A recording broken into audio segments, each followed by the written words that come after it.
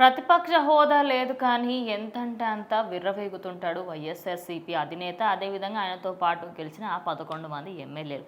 అయితే ఇప్పుడు ఏంటంటే ప్రజెంట్ అసెంబ్లీకి వాళ్ళు రావాలి, కానీ ఇన్ని రోజుల పాటు రాలేదు. అయితే వాళ్ళు నెక్స్ట్ డే రాబోతుందని తెలిసినప్పుడు మాత్రం పవన్ కళ్యాణ్ ఒక చిన్న మీటింగ్, ఆయన ఒక 21 మంది ఎమ్మెల్యేలు, అదేవిధంగా 2 ఎంపీలు ఉన్నారు, అందరికీ తెలిసిన విషయం. సో వాళ్ళందరికీ తగ్గట్టుగా వాళ్ళు ఎంత రెచ్చగొట్టినా మీరు రెచ్చిపోకండి, నేను కామ్గా ఉంటాను, నాలాగానే మీరు అందరూ కూడా కామ్గా ఉండండి అని ఇన్స్ట్రక్షన్స్ ఇవ్వడం జరిగింది. అదే కాకుండా ఇంకో 4 మెంబర్స్ని వాళ్ళ మాట వినండి అని చెప్పారు. ఎవరెవరు ఏంటి అసలు అది? అంటే ముఖ్యంగా ఇప్పుడు వైసీపీలో ఉన్న వాళ్ళ పరిస్థితి ఎట్లా అంటే, వాళ్ళు కావాలని గెలుక్కొని మరి కొట్టాటలు తీసుకురావడం కానీ, వాళ్ళని రెచ్చగొట్టి మరి మన మీదకి అంటే వాళ్ళకు ఒక ఆశ అనమాట. అధికారంలో ఉన్న వాళ్ళ మీద ఏదో రకంగా బురద చల్లాలి, ఏదో ఒక రకంగా వాళ్ళతోని తగువులు పెట్టుకొని ఖచ్చితంగా మనము గొడవ పడదాం, ఇంకా మీడియాలో మన పేరు ఎక్కువ హైలైట్ కావాలి, ఈ విధంగా ఒక నీచమైన మెంటాలిటీతో వాళ్ళు ఉంటారు. ఎప్పుడు అది కామన్ అనమాట. సో ఇప్పుడు పవన్ కళ్యాణ్ వాళ్ళ పార్టీలో ఉన్న వాళ్ళకి ఎమ్మెల్యేలు కావచ్చు, ఎంసీలు కావచ్చు, ఎమ్మెల్యేలు కావచ్చు, ఎమ్మెల్సీలు, ఎంపీలు అందరికీ కూడా దిశానిర్దేశం అన్నమాట.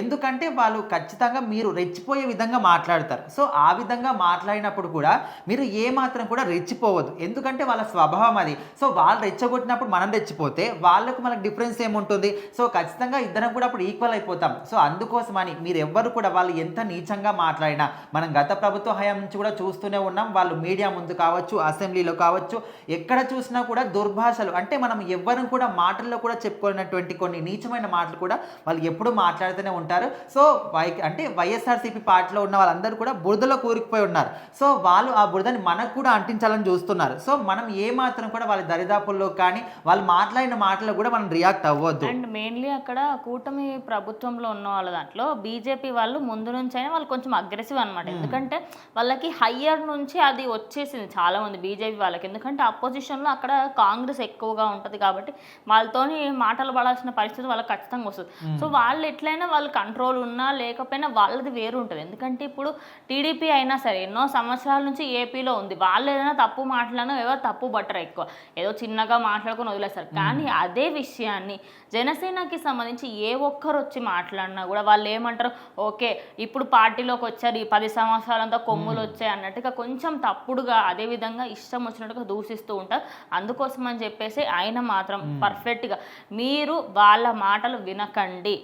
ఇంకోటి ఏంటంటే నాదెండ్ల మనోహర్ అదేవిధంగా మిగతా 2 ఎమ్మెల్యేలను ఆయన అయితే అక్కడ మీరు చూస్తూ ఉండండి, బికాస్ మీరే దిశానిర్దేశం చేయండి. ఎందుకంటే ఏదో ఒక చిన్న చిన్న విషయాల వల్ల వాళ్ళు కొంచెం హైపర్ అయినా మీరు వాళ్ళని సర్ది చెప్పండి, ఏమీ కాదు మీరు నార్మల్గా ఉండండి అనే విధంగా చెప్పుకుంటూ వచ్చారు. ఇప్పుడు వాళ్ళు ఎన్ని నీచమైన మాటలు మాట్లాడినప్పటికీ కావాలని కూడా వాళ్ళు చేస్తారు కూడా, మీరు ఖచ్చితంగా రియాక్ట్ అవ్వాలి, ఏదో ఒక విధంగా రెచ్చగొడదామని కావాలని కూడా మాట్లాడతారు. సో ఎవరు ఎన్ని మాటలు మాట్లాడినప్పటికీ మీరు ఎవరు కూడా రియాక్ట్ కాకండి. ఎందుకంటే రోడ్డు పొంటి చాలా మంది కూడా కుక్కలు వెళ్తూ ఉంటాయి, మొరుగుతూనే ఉంటాయి.